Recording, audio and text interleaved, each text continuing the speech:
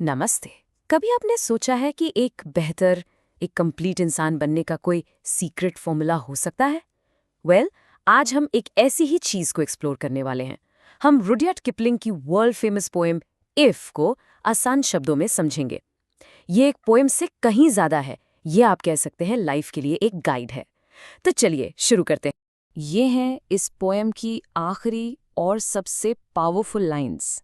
Kipling यहाँ एक बहुत बड़ा वादा कर रहे हैं। वो कहते हैं कि अगर आप कुछ शर्तें, कुछ कंडीशंस पूरी कर लेते हैं तो ये पूरी धरती और इस पर जो कुछ भी है सब आपका होगा, और इससे भी बड़ी बात, आप एक सच्चे इंसान कहलाएंगे।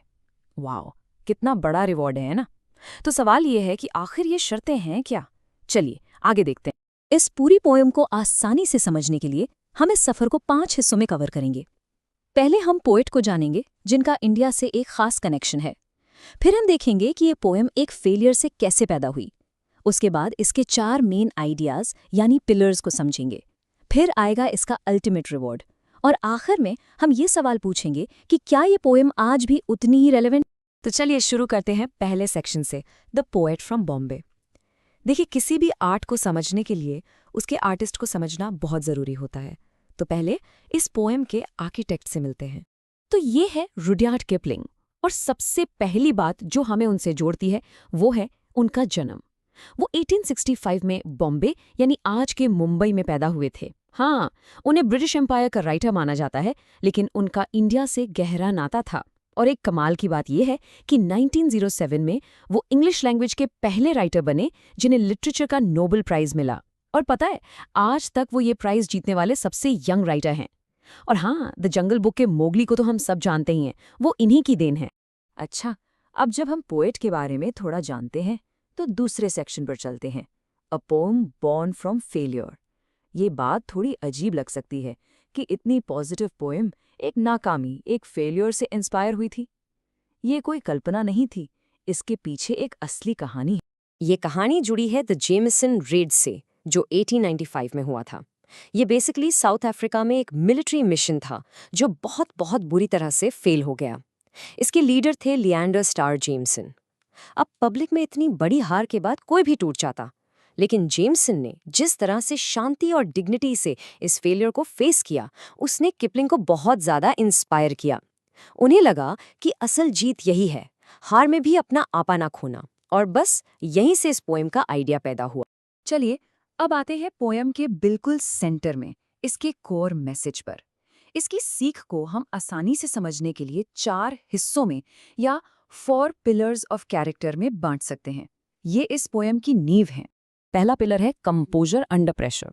इसका सीधा सा मतलब है भयंकर दबाव में जब सब घबरा रहे हों तब भी शांत रहना, अपना आपा ना खोना। इन लाइंस को देखिए, इसका मतलब है अगर तुम अपना दिमाग ठंडा रख सको जब तुम्हारे आसपास सब अपना आपा खो रहे हैं और इसका इल्जाम तुम पर लगा रहे हैं, अगर तुम खुद पर भरोसा कर सको जब सब तुम पर शक कर रहे हैं, लेकिन उनके शक के लिए भी थोड़ी गुंजाइश रखो। मतलब सेल्फ कॉन्फिडेंस जरूरी है, पर इतना भी नहीं कि आप दूसरों की सुने ही ना। एक परफेक्ट बैलेंस। अब आते हैं दूसरे पिलर पर, द बैलेंस ऑफ इम्पोस्टर्स। ये एक बहुत ही गहरा आइडिया है। किपलिंग कहते हैं कि जीत और हार दोनों असल में धोखेबाज हैं, बहुरूपीय हैं। वो कहते हैं अगर तुम जीत यानी ट्रायम्फ और हार यानी डिजास्टर से मिलो और इन दोनों बरूपियों के साथ एक जैसा बर्ताव करो। अब उन्हें इम्पोस्टर क्यों कहा? क्योंकि किपलिंग का मानना है कि ना तो जीत परमानेंट है और ना ही हार। ये दोनों आते जाते रहते हैं। असली चीज आप हैं, इसीलिए जीत में ज्यादा उछलना नहीं चाहिए और हार में ज्यादा डूबना नहीं चाहिए।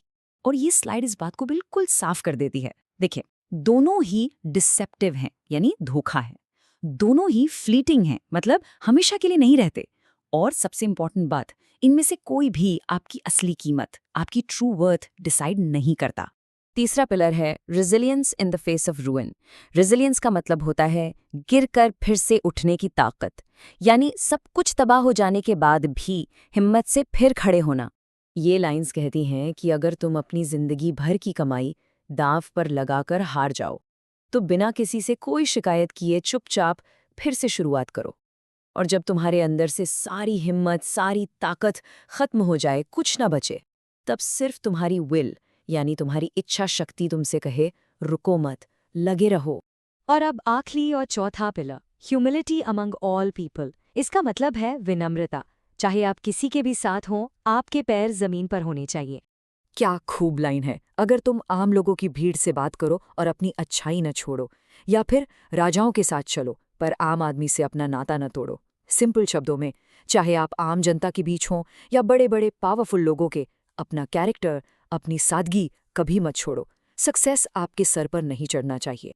तो हमने ये सारी अगर मगर की कंडीशंस देख ली, self control, balance, resilience, humility. पर सवाल यह है कि इन सबके बदले में मिलता क्या है? अब किपलिंग उस सबसे बड़े इनाम का पर्दा उठाते हैं। तो लॉजिक बिल्कुल सीधा सा है। अगर आप सेल्फ कंट्रोल में मास्टर हो जाते हैं, अगर आप जीत हार में बैलेंस रखते हैं, अगर आप गिरकर उठना सीख जाते हैं और अगर आप विनम्रता नहीं छोड़ते, तो ये पूरी दुनिया तुम्हारी है। और इससे भी ऊपर तुम एक मुकम्मल इंसान बन जाओगे। लेकिन यहाँ एक बड़ा सवाल खड़ा होता है। ये पोम 100 साल से भी ज्यादा पुरानी है, तो क्या इसकी सीख आज के ज़माने में भी फिट बैठती है? चलिए इसके आखिरी सेक्शन में इस पर थोड़ी बात करते हैं। इस पोएम का एक सेंट्रल आइडिया है स्टिफ अपर लिप कल्चर, यानी अपने इमोशंस को दबाकर रखो, हर मुश्किल को बिना शिकायत के झेलो। एक ज़माने में इसको बहुत बड़ी क्वालिटी माना जाता था, लेकिन आज के क्रिटिक्स कहते हैं कि हर वक्त इमोशंस को दबाना आगे चलकर अकेलेपन या डिप्रेशन का कारण बन सकता है।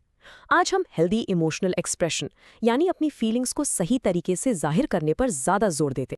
तो हम आपको इस सवाल के साथ छोड़ जाते हैं।